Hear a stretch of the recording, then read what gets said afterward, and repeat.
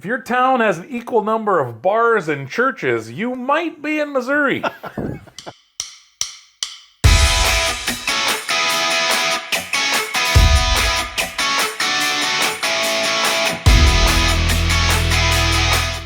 Hello and welcome to Best Motorcycle Roads. I'm Tom. And I'm Todd. We have over 65 years of combined motorcycling experience and 30 years of planning and riding motorcycle trips. We're here to share with you everything we've learned over those years. Our goal at Best Motorcycle Roads is simple. Make your next motorcycle trip the best it can be. We dive into technology, planning, packing, routes, and everything in between. From essential prep to unforgettable routes, we've got you covered. Before we kickstart today's journey, we ask you to sign up for our BMR Rider Alerts. It's our way of keeping you in the loop with the latest rides, tips, and stories. We promise no spam, only the essentials to enhance your motorcycle adventures. Join the BMR crew today. We'll put a link in the show notes. This segment about motorcycle gear reviews and tips we call the Toolkit. Because they have so much moonshine and jugs in Missouri, I figured maybe we should talk about hydration, water options on motorcycles. Making me thirsty already. There's kind of three options, right? I mean, you've got your handlebar mounts, you've got your camelback style, and then kind of a hybrid, I guess you would say, that people have been kind of doing now is kind of a water jug with the hydration hose. You've used, like coffee and drink holders on the front and back for a while. And are you just using like just regular kind of insulated cups? At first I used regular insulated cups, but what I was finding is when I would go to take a drink, raise the chin bar up, and then I'd have to tip my head way back. Well, then you lose sight of the road. So what I've done more recently, the last few trips, is I've got a water bottle that's got the flip up suction tube at the top with a straw all the way at the bottom. So I keep my face looking down the road, and then I can just suck water up from the bottom. So that works a lot, but it's so much safer. Oh, good. Yeah. The second thing is the Hydration Camelback, I think is the big name brand of those, but sometimes people put it in their tank bag. Some people will literally put it on their back, and then sometimes they'll have it somewhere else. But that's kind of the same idea. The pack of water, hose running to you, usually like a bite valve, I think, to allow you to like not let it all run out. And I think those are okay. I think the biggest problem with those is they just get hot. Yeah, because the water's sitting in the tube. And just, there's no, it's not like, it's not a cooler or anything. Yeah. So I think, yes, and it gets really hot in the tube, and then it gets, it's not, you don't really put ice in those. It's really just water. Yeah. So, so I think they're not terrible. But they're better than nothing. And then kind of the thing that I've seen more and more people doing, and there's a few accessories out there, but they just buy kind of a regular old good-sized jug, and then they'll put a hole through the cap, and then they'll feed a hydration pack tube through it. So you can buy the tubes separately. And then kind of where you're saying that the water gets hot in the tube.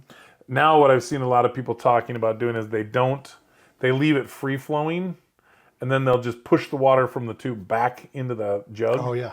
And then just start over every time they want a new one. Just give a puff of air and kind of pushes it back in. Back. Yeah, that makes sense. Yeah, so I think that's what I'm going to try. I bought a 1 gallon insulated jug. The thing is big. And it came with a kind of a sleeve, a neoprene sleeve. And so what I think I'm going to do is that neoprene sleeve has some attachments on it. So I think what I'm going to do is attach that to my rear seat luggage, run the tube somewhere, to be determined, and see how that works. Just as a test. Because you hate to stop and get a water bottle. A water bottle gets hot.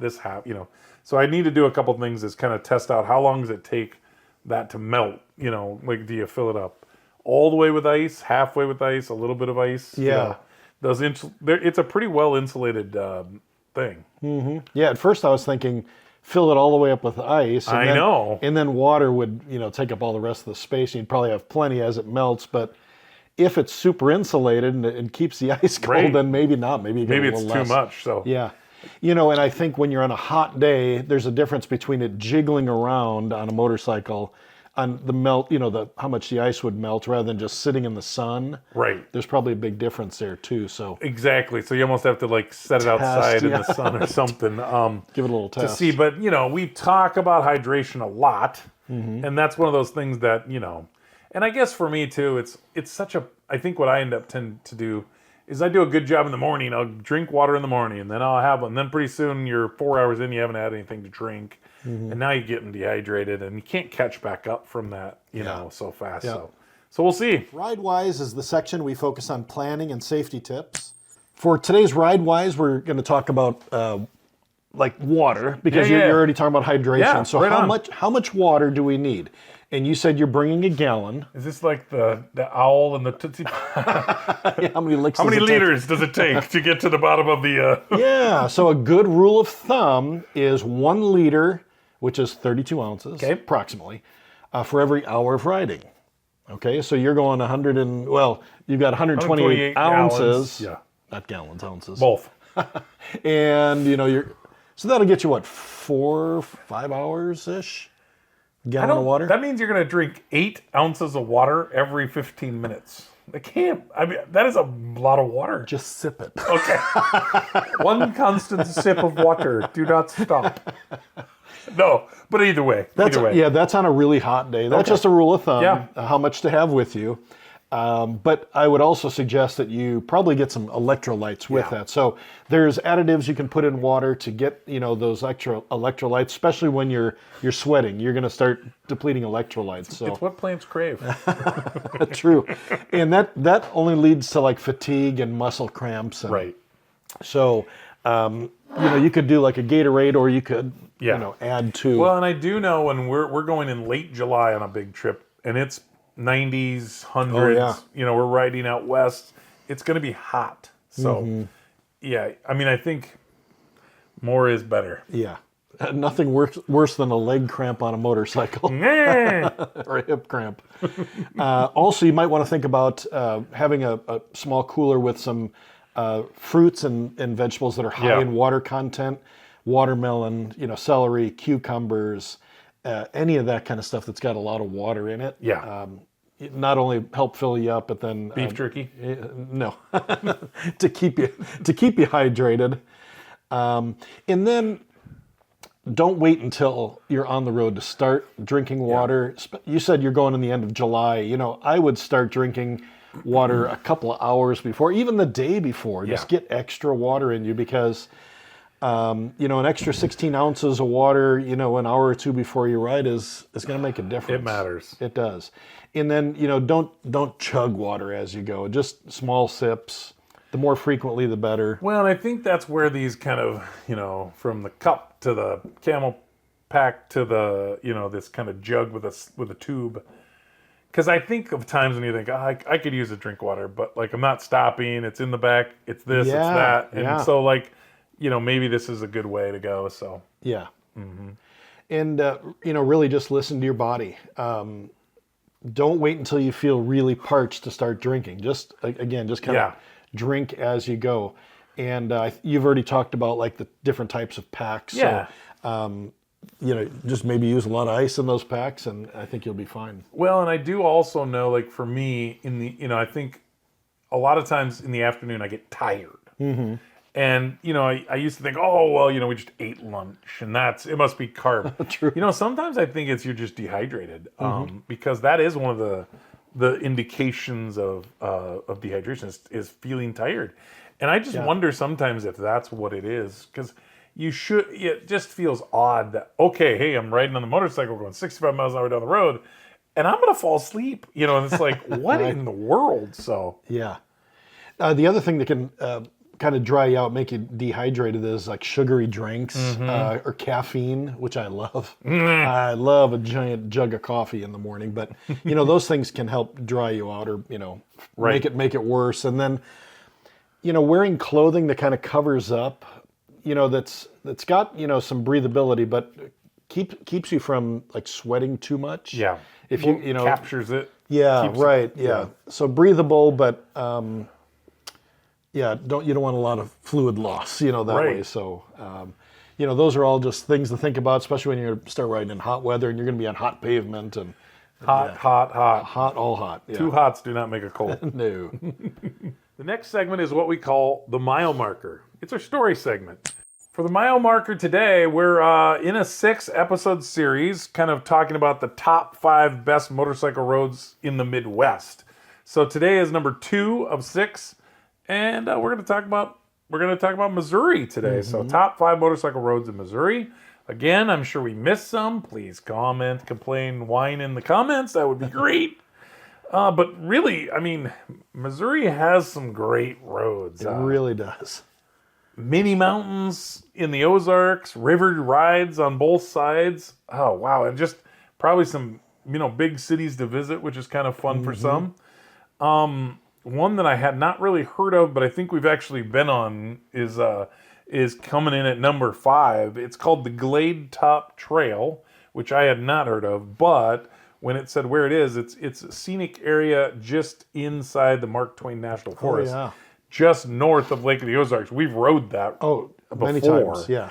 And I do recall, like, one of the best parts of it is it has some places where you can go to the top and you park and you can see, 360 degrees panoramic views.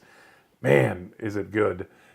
We've talked about this. I'm not sure if there's a best season because it's hot or nice, and spring and fall are nice, and summer and winter's not hot, but it's But I will say in this area, be careful with the roads because there's a lot of gravel and logging roads in these areas.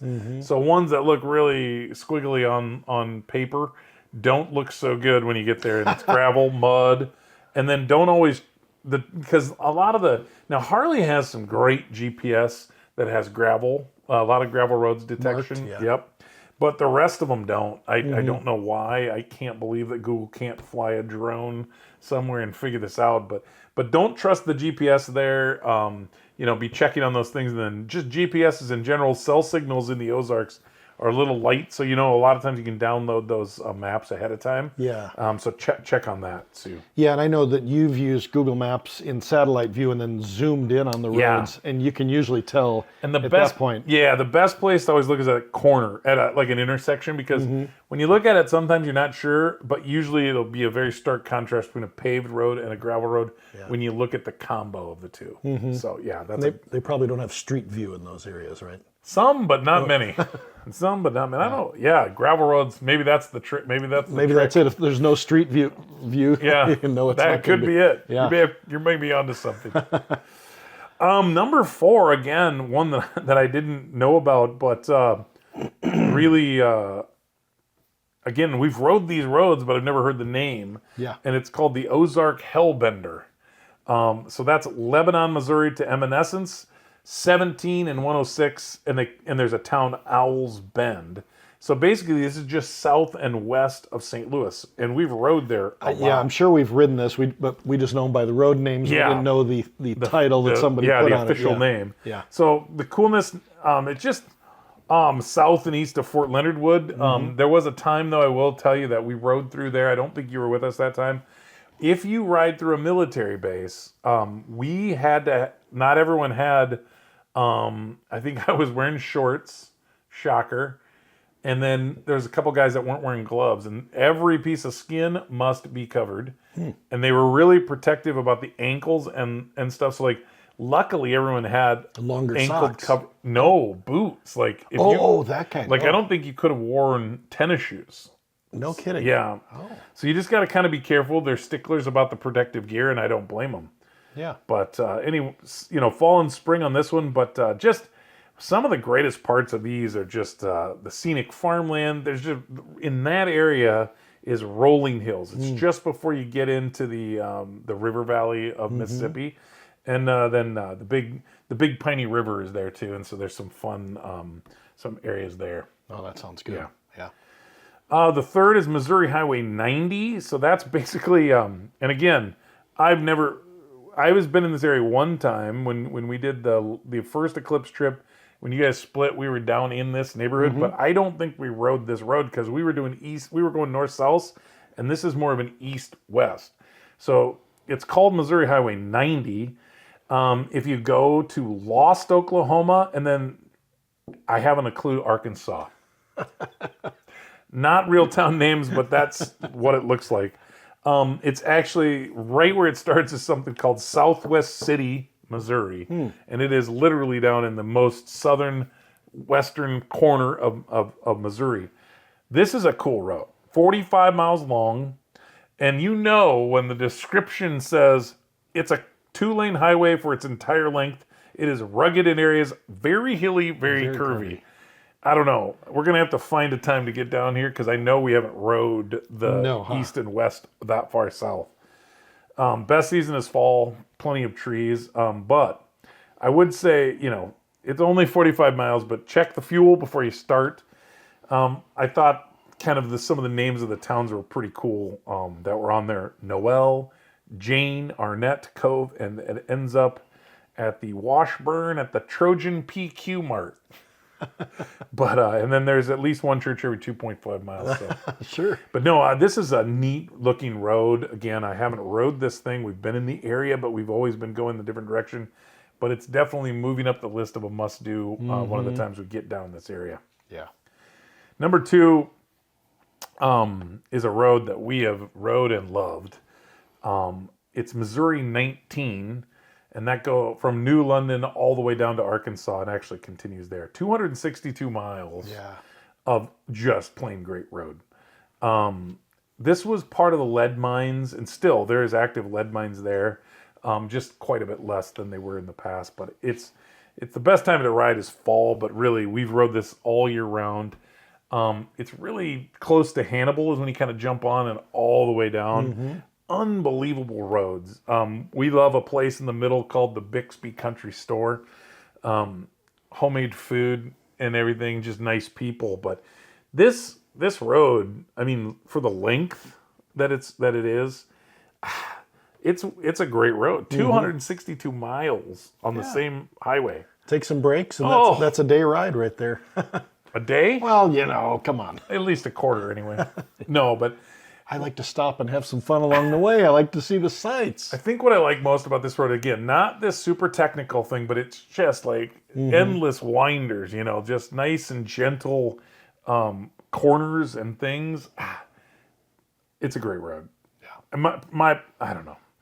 It's my favorite road in Missouri, but number 1 has to be, and that's because of history, is Route 66. Yeah, for sure. A really great portion of Route 66 is in Missouri. It starts in St. Louis, goes to Galena, Kansas. It's just the road, right? I mean, there's tons of places to stop. It's kind of happy and sad at the same time, I guess, for me when I think about it, because this road is deteriorating, and not physically, but mentally. And I don't know if that's because the people that were nostalgic about this, like we're kind of like the third generation of people that know what Route 66 is, and it's kind of just going away, I mean, I think, but on this particular one, Merrimack Caverns, and then there's a state park, Missouri Route State Park. Boy, I think this is like, for me, this one is the one that's just like slow down and enjoy the ride. You beat me up about wanting to go miles every day, but really this one is, I don't know, it's just interesting. It's like America was built on the backs of vehicles and cars, and this road connected, the east to the west. So the one thing I just would show, one place that we just love is a place called the Wagon Wheel Motel in Cuba, Missouri. It's just a vintage Route 66. The signs they've restored all the signs. Yeah. It's a hotel motel with little cabins, like little cute, little cool little places. Stone cabins. And then in the back, we've talked about, I think before, but there's like covered parking and like picnic tables. I don't know. It's just like if I had to build a place that we could stay every single night on a trip, this is what I would pick. Yeah, me too. Yeah. You and I have toyed around with the idea of building these like Airbnbs for like people, and this is it, man. Like if we could take and replicate this, it would be the one, so I don't know. Anything else that I missed there, Todd? No, I don't think so. The Wagon Wheel Motel is just memorable. Yeah. It's cute. Yeah, it's great. Great people there. The podcast can be found on bestmotorcycleroads.com/podcast. All the information you need will be there. But you can subscribe on Spotify, Amazon Music, Apple, Pocket Casts, and YouTube. This is the interactive segment. We will be looking for input from you. We want you to send us your questions and suggestions for roads, topics, and anything else you have on your mind. Today's Roadside Q&A comes from Marcus, and Marcus was, because we chose Missouri, asking about Route 66. Yeah, it was a great choice. Do we have any tips about riding Route 66 and, enjoy the ride, take it slow and take in the sights? I know that if you ever try to ride the entire Route 66, there's places where it's non-existent. They've built different roads, and from what I've heard, it's best if you could actually take along a tour guide that knows. Yeah, I want to look into that a Route little bit 66. Yeah, that's interesting. Yeah, for sure. There's apps that you can use that kind of narrate for you and help you. Have you used one of those before? I haven't yet. I haven't had a lot of luck with them. It's hard to sync them up, but I'll bet. Yeah, it'd be cool if they were GPS enabled. But some help you navigate the roads themselves, right. I think, and maybe not doing the narration. But that's really about what I know. We've been talking about doing this as a bucket list item, is maybe riding it one direction and then having the bikes, shipped back or shipped out or whatever. But or maybe we'll just do the whole thing, or go one direction on Route 66 and come back another way. But that's about the extent of my knowledge. And I will say that I've researched extensively from Chicago to Oklahoma, and that should be not the easy part, but it should be easy to research when you're doing in maps and not driving it, and it was hard. Yeah. I really struggled at times. The crossover, the place where it crosses over from Missouri to Kansas, I was on Street View. I'm looking. Oh man, maybe there's somebody that already has this published, and I need to look that up, because honestly, at a bare minimum, I feel like someone needs to at least document this. And probably has been. I just haven't seen it. Yeah. But man, it's crumbling quickly. Yeah. And that's kind of sad. But at the same time, things move on. But I don't know. If I was gonna pick, I'd say we ship bikes out and ride back, because with you and Chris kind of both being from Chicago, I think it'd be cool to end in Chicago. But, a friend of mine, not a friend of mine, my brother-in-law, I should say, rides a lot out west, New Mexico and that, but he does adventure riding. And I remember him sending me some pictures of a road that was kind of blocked off, and it looked like it was just dirt, after, and he said, that's Route 66. Oh, jeez. So again, I don't know if you were trying to literally ride it, you couldn't on a street bike. And I don't know if that's the way it always was. Was it dirt or was it paved all the way? I don't know. I think it was paved all the way. So they've pulled out it was the pavement. 50s and 60s. Yeah, so they've pulled the pavement or out. Maybe it's there and just, or it's dirt, dirt over the top. But he basically showed me this roadblock, and he said, my gosh. if you see down there, that's Route 66. And it was just dirt. Yeah. I get it. People don't get into it as much as they do, but it's too bad. Yeah. Now we've come to the last mile. It's our way to close the episode with our reflections of the day. Todd, what is your reflections of Missouri? Well, we talked about our top 5, but honestly, Missouri is one of those states where you can't go wrong. Just pick a road and go. They're all great. It's kind of like riding in Wisconsin, right? Every road is great there. You're not going to go wrong just because we've picked those top 5.